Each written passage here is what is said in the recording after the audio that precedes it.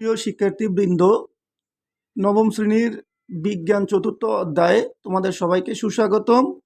তোমরা বিজ্ঞান অনুসন্ধানী বইয়ের চতুর্থ অধ্যায়ে সবাই চলে যাও। প্রথমে আমরা আসি পদার্থ কি তা নিয়ে আলোচনা করি। পদার্থ হলো যার ভর আছে এবং যা স্থান দখল করে তাকে পদার্থ বলে। আমি আবার বলছি, যার ভর আছে এবং যা স্থান দখল করে তাকে পদার্থ বলে। আমরা আমাদের বাহ্যিক জীবনে ৩ ধরনের পদার্থ দেখতে পাই। একটি কঠিন, একটি তরল এবং অন্যটি হচ্ছে গ্যাসীয়। তাহলে পদার্থ কয় ধরনের? ৩ ধরনের। একটি কঠিন, একটি তরল এবং অন্যটি হচ্ছে গ্যাসীয়। তাহলে পদার্থের অবস্থা হচ্ছে ৩ ধরনের, একটি কঠিন, একটি তরল এবং অন্যটি গ্যাসীয়। এবার চলো আমরা এই পদার্থের ৩ অবস্থার কিছু বৈশিষ্ট্য জেনে নেই। প্রথমত আসো আকার। আকার মানে হচ্ছে প্রত্যেকটা পদার্থের যে শেপ, সেই শেপটা কেমন থাকে। আমরা যদি কঠিন পদার্থের ক্ষেত্রে বলি, তার কিন্তু একটি নির্দিষ্ট আকার থাকে। অর্থাৎ তুমি যদি একটি লোহার টুকরাকে রেখে দাও, তাহলে এই লোহার টুকরার একটা শেপ থাকবে, আবার তোমার মোবাইল ডিভাইস তার একটি শেপ থাকবে। কিন্তু তুমি যদি কোনো পানিকে ফ্রিজের মধ্যে রেখে দাও, ধরো একটা গোলাকৃতির ফ্রিজের মধ্যে রেখে দাও, দেখবা তো পানিটা ঠিক গোলাকৃতির বলের নিয়ে হয়ে গেছে। তার মানে পানির এই গোলাকৃতি হওয়ার কারণ হচ্ছে তার আকার কিন্তু নির্দিষ্ট নেই। আবার তুমি যদি মনে করো যে না, এটা আয়তাকার আকৃতির কোনো একটা পাত্রে রাখবা পানিকে, তাহলে সেক্ষেত্রে দেখা যাবে ওই পাত্রটা যেমন ঠিক পানির যে বরফ, পানি থেকে যে বরফ পিণ্ডটা হবে সেটা কিন্তু ঠিক আয়তাকার ওই পাত্রের মতোই হবে। কিন্তু গ্যাসীয় পদার্থের ক্ষেত্রে যদি তুমি আসো, তাহলে দেখবা এখানে তার কোনো নির্দিষ্ট আকার থাকবে না। তাহলে আমি আবার বলছি, কঠিন পদার্থের অবশ্যই নির্দিষ্ট আকার থাকবে, যে আকারটাকে মানে কোনো পাত্রে রাখলেও সেই আকারটা কোনো রকম পরিবর্তন হবে না। কিন্তু তরল পদার্থের ক্ষেত্রে তার আকার নির্দিষ্ট থাকবে না। তুমি তাকে যেই পাত্রে রাখবে ঠিক সেই পাত্র অনুযায়ী তার আকার বা শেপটা ধারণ করে। আর গ্যাসীয় পদার্থের ক্ষেত্রে তার কোনো নির্দিষ্ট আকারেই থাকে না, বা কোনো পাত্রে রাখলেও সেই পাত্রের অনুযায়ী আকার ধারণ করবে না। এবার আসো আয়তন। কঠিন পদার্থের একটা নির্দিষ্ট আয়তন দখল করে, অর্থাৎ কঠিন পদার্থের আয়তন নির্দিষ্ট। ঠিক তরল পদার্থের ক্ষেত্রেও আয়তন নির্দিষ্ট। আয়তন মানে হচ্ছে যে একটা বস্তু বা একটা পদার্থ যতটুকু জায়গা দখল করবে সেটাই তার আয়তন। আমি আবার বলছি, একটি বস্তু কিংবা একটি পদার্থ যতটুকু জায়গা সে দখল করবে সেটি তার মূলত আয়তন। এখন প্রত্যেকটি কঠিন পদার্থের একটা নির্দিষ্ট আয়তন থাকে এবং তরল পদার্থের বেলায়ও নির্দিষ্ট আয়তন থাকে, কিন্তু গ্যাসের ক্ষেত্রে সে আয়তনটা নির্দিষ্ট থাকে না। অর্থাৎ তুমি তাকে যেই পাত্রে রাখবা সেই পাত্রেই তার আয়তন ধারণ করে। যেমন তুমি যদি কোনো ধোঁয়াকে একটা ছোট পাত্রের মধ্যে রেখে দাও, তাহলে পুরো ছোট পাত্রটা জুড়ে এই গ্যাসটা ছড়িয়ে থাকবে। আবার তুমি যদি আরেকটু বড় পাত্রে রাখো, দেখবা সেম একই পরিমাণ গ্যাসটি পুরো পাত্রটা মধ্যে ছড়িয়ে পড়ছে। আবার তুমি এই একই গ্যাসকে যদি উন্মুক্ত পরিবেশে ছেড়ে দাও, দেখবে এটা পুরো আকাশের মধ্যে উড়ে যাচ্ছে, অর্থাৎ আকাশের বিশাল একটা অংশ সে দখল করে আসছে। তাহলে ওই এতটুকু জায়গায় তার আয়তন ধরে নিতে হবে। তাহলে সেক্ষেত্রে আমরা বলতে পারি কঠিন পদার্থের নির্দিষ্ট আয়তন আছে এবং তরল পদার্থেরও একটা নির্দিষ্ট আয়তন আছে। এই জন্যতে আমরা বলি 1 লিটারের পাত্র 2 লিটারের পাত্র, ঠিক আছে। তার মানে তার একটা নির্দিষ্ট আয়তন আছে, কিন্তু গ্যাসীয় পদার্থের নির্দিষ্ট আয়তন নেই। তবে তাকে যেই পাত্রে রাখা হবে সেই পাত্রে তার আয়তন ধারণ করতে পারে। অত্যন্ত গুরুত্বপূর্ণ যেই বিষয়টি এখন আমি তোমাদের সাথে আলোচনা করব সেটা হচ্ছে আন্তঃআণবিক শক্তি। এটি নিয়ে তোমরা দেখছো চুম্বক এবং লোহার টুকরা। আমরা যদি লোহার টুকরাকে একটা টেবিলের মধ্যে রেখে চুম্বকটাকে ঠিক তার একটু উপরে ধরি, দেখবে লোহার টুকরাটি চুম্বকের গায়ে ঝাঁপ দিয়ে চুম্বকের গায়ে জড়িয়ে পড়ছে এবং চুম্বকটা ছাড়তেই চাচ্ছে না। এর মানে কি? এখানে চুম্বক এবং লোহার মধ্যে একটা আকর্ষণ, অর্থাৎ অদৃশ্য একটা আকর্ষণ এখানে কাজ করতেছে। ঠিক তদ্রূপ প্রত্যেকটি পদার্থের ক্ষুদ্রতম অংশগুলোকে পরমাণু বা কণা বলা হয়।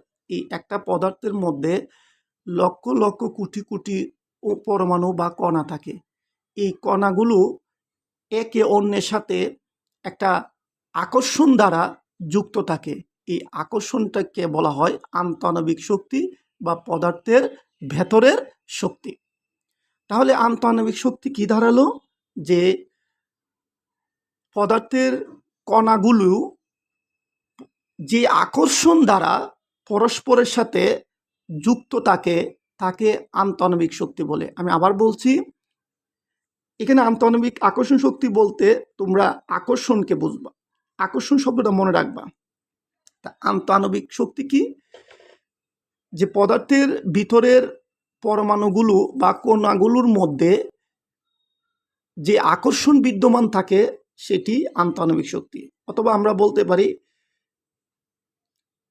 কণাগুলো যে আকর্ষণ দ্বারা পরস্পরের সাথে সংযুক্ত থাকে বা যুক্ত থাকে সেই আকর্ষণকে আন্তঃআণবিক শক্তি বা পদার্থের ভেতরের শক্তি বলে। এখন সকল পদার্থের মধ্যে এই আন্তঃআণবিক শক্তিটা একরকম থাকে না। কিছু পদার্থের ক্ষেত্রে খুব বেশি থাকে, কিছু পদার্থের ক্ষেত্রে মাঝারি ধরনের থাকে এবং কিছু পদার্থের ক্ষেত্রে থাকে খুবই কম। যেই পদার্থের আকর্ষণ যত বেশি হবে সে তত কঠিন হবে। তার মানে কঠিন পদার্থের অণুগুলোর বা পরমাণুগুলো পরস্পরের সাথে এত দৃঢ় আকর্ষণ দ্বারা যুক্ত থাকে যে তাদের মাঝে, কণাগুলোর মাঝে কোনো ফাঁকা থাকে না। অর্থাৎ তাদের আকর্ষণ শক্তি বা আন্তঃআণবিক আকর্ষণ শক্তি খুবই খুবই বেশি, যার কারণে তাদের কণাগুলোর মাঝখানে কোনো ফাঁকা থাকে না। অর্থাৎ কণাগুলোর মাঝখানে কোনো কি থাকবে না? ফাঁকা থাকে না। যার কারণে তারা কিন্তু কণাগুলো কিন্তু নড়াচড়া করতে পারে না, যার কারণে তার গতিশক্তিও তেমন থাকে না, অর্থাৎ থাকে না বললেই চলে। তাহলে আমরা দেখি যেই পদার্থের আন্তঃআণবিক শক্তি সবচেয়ে বেশি সেই পদার্থটা হবে কঠিন। তাহলে কঠিন পদার্থের আন্তঃআণবিক শক্তি তরল এবং গ্যাসের চেয়ে অনেক অনেক বেশি থাকবে এবং তার গতিশক্তি কেমন থাকবে?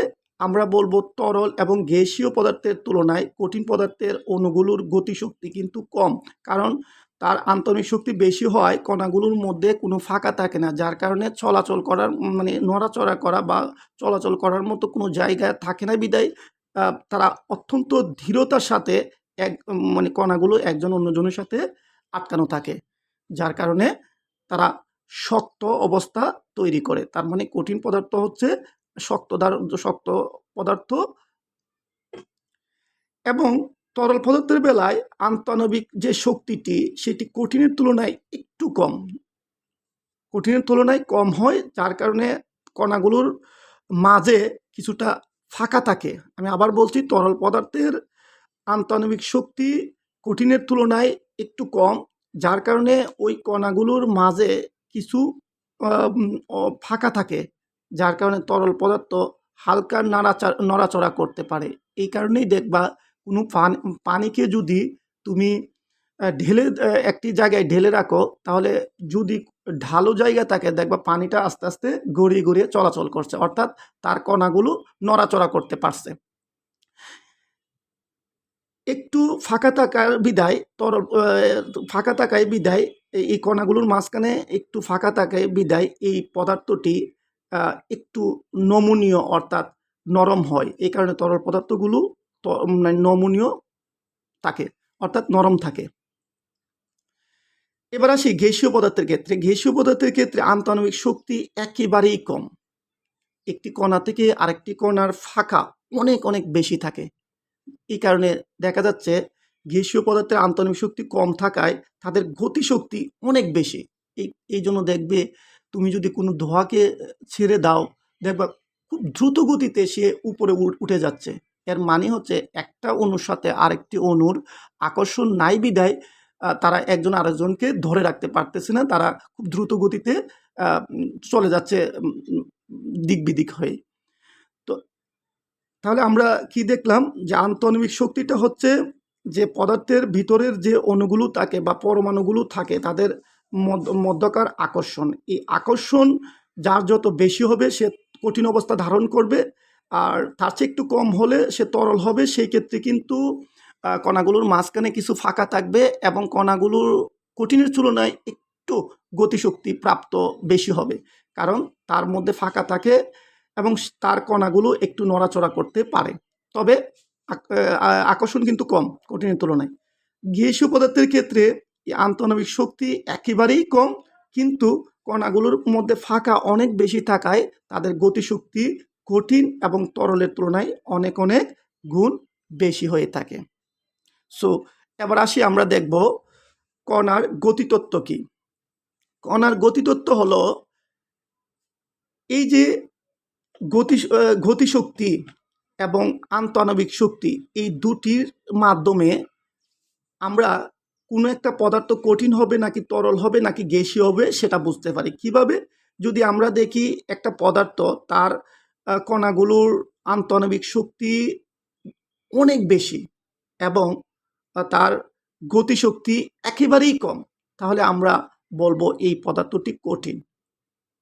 আবার তার আণবিক শক্তি কিছুটা আছে এবং কণাগুলো গতিশক্তি, কণাগুলো একটু নড়াচড়া মুভমেন্ট করতে পারে বা চলাচল করতে পারে, তখন আমরা তার কিছুটা গতিশক্তি আছে, তাহলে পদার্থের এই অবস্থাটা হবে তরল।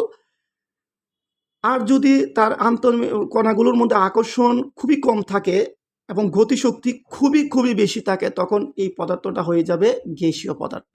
তার মানে আন্তঃআণবিক শক্তি এবং কণার যে গতিশক্তি, এই দুটির উপর ভিত্তি করে একটা পদার্থ কঠিন হবে, তরল হবে নাকি গ্যাসীয় হবে সেই গুণটা ব্যাখ্যা করা যায়, আবার সেটা নিরূপণও করা যায়। আর এটাই হচ্ছে মূলত কণার গতিতত্ত্ব। অর্থাৎ কণার গতিতত্ত্ব হচ্ছে পদার্থের আন্তঃআণবিক শক্তি এবং কণার গতিশক্তি, এই দুই তত্ত্বের উপর ভিত্তি করে কোনো একটা পদার্থের অবস্থা ব্যাখ্যা করাকে কণার গতিতত্ত্ব বলে। অর্থাৎ আন্তঃআণবিক শক্তি এবং কণার গতিশক্তি, এই দুই তত্ত্বের উপর ভিত্তি করে পদার্থের অবস্থা ব্যাখ্যা করাকে কণার গতিতত্ত্ব বলে। আমি আবার বলছি,